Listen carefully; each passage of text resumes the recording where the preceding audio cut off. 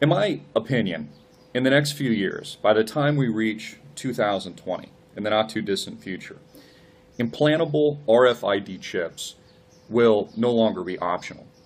And what I mean by that is that in order to interact and participate in the world, the new technological world in a meaningful way, you'll have to be chipped. You'll have to take the mark.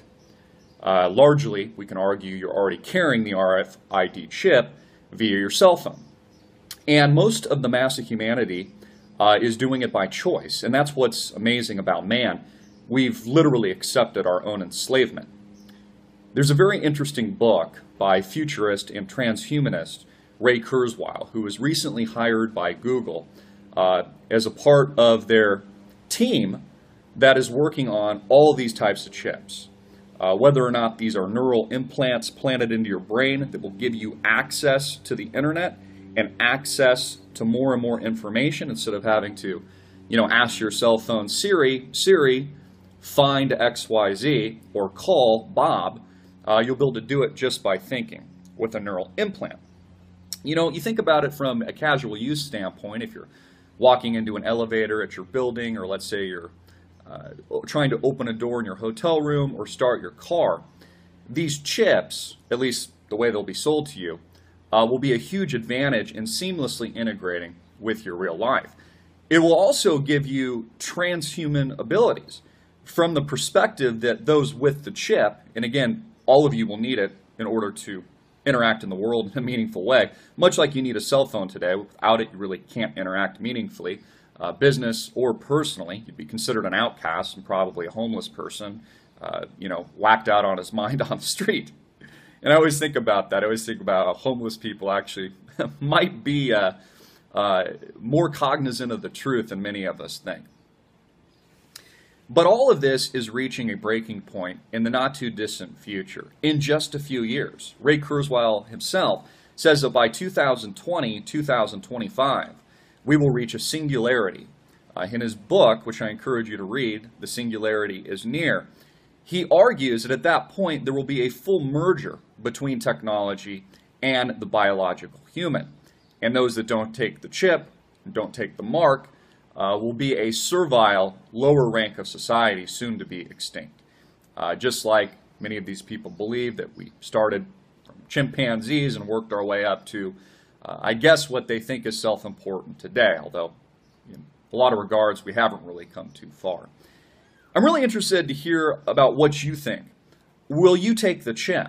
What will be your option in a society where you will not be able to interact meaningfully without taking it? All of this is spoken prophecy. Many of you that are familiar with your Bible realize that this is all a part of the satanic plan of moving civilization forward. And again, human beings, mostly operating day-to-day in fear, as fear beings, again, are very accepting of their own enslavement. That's kind of the beauty of it from the standpoint of the New World Order, is that the people actually accept their own slavery. They don't just accept it, they're going to pay for it with the newest, latest gadget. Whether or not it's Google Glass or it's soon to be the neural implants or the contact lenses that will give you the eyesight of a hawk, and these devices that will gain and give you access to an entirely different world. We're going to get to a point, as Ray Kurzweil says, that the man is going to create a machine that can build another machine. And once the singularity is met, once we hit that crux, machines will actually have a higher AI and intelligence than humans. And at that point, they'll begin to replicate themselves. And again, those without the chip that have not merged in the singularity with these devices and essentially become their own gods will be left dust till dust. This is the evolution of humanity, in their opinion. And they're going to sell you on all the fantastic, great ideas, the fact that they will be able to reverse the aging process, solve mathematical, theoretical, and physical problems in the real world, like curing cancer, etc. They're going to sell all that to you as the selling point, as the reason, and the belief that they can become their own gods. That essentially, death will be a choice, according to the words of Ray Kurzweil. You'll be able to, again, reverse engineer, which they're working on right now, the brain, and really reverse engineer the entire human genome. He talks to something that I find very interesting about exponential growth. You know, human beings were reliant on the past. We believe that the past somehow proves future returns, but even in finance we realize that's not necessarily the case. And human beings intuitively view a linear perspective of time, a left to right perspective. Again, this intuitive view that what happened 100 years ago or over the last 20 years is necessarily going to repeat the next 20 years. But that's not what's happening. Whether or not it's Moore's law or it's the aggressive expansion of computer power, what we're actually seeing is exponential growth. And he argues and points out in his book, The Singularity is Near, that over the past 20 years, we've had over a century, 100 years worth of technological innovation.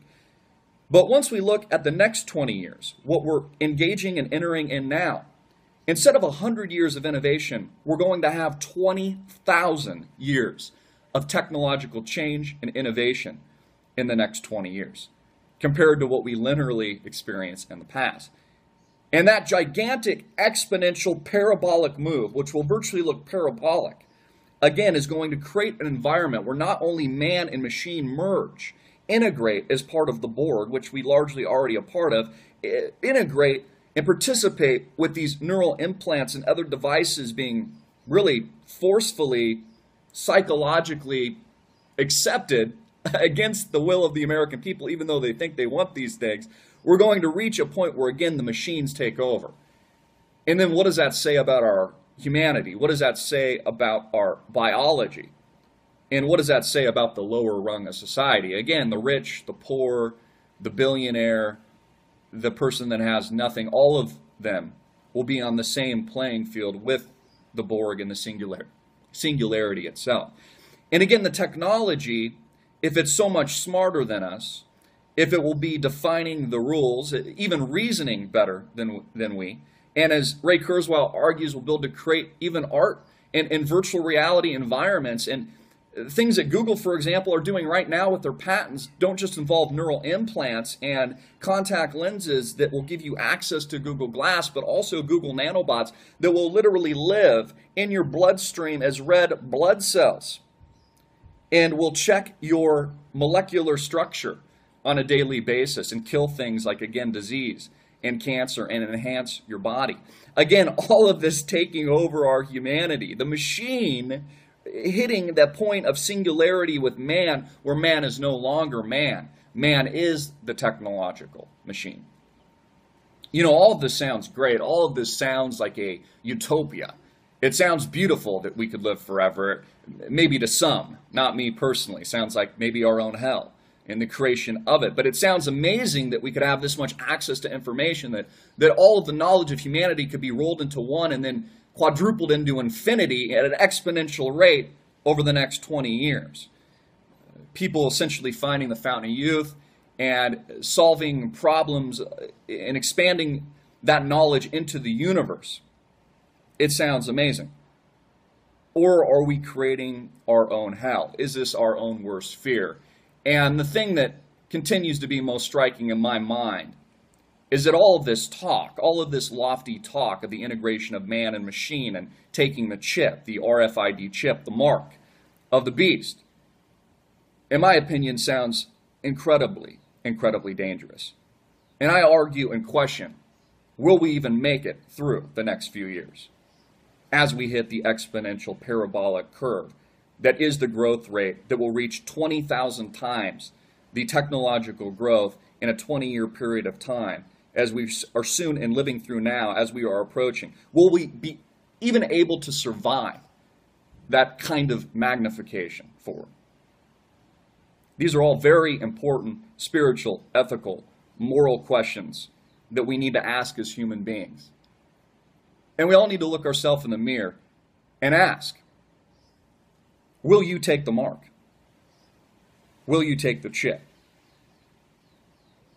Or will you die? I'm Christopher Green. You've been tuning into AMTV, Alternative Media Television. Hard-hitting and in your face. Get this video out everywhere and click the link below to support our sponsor.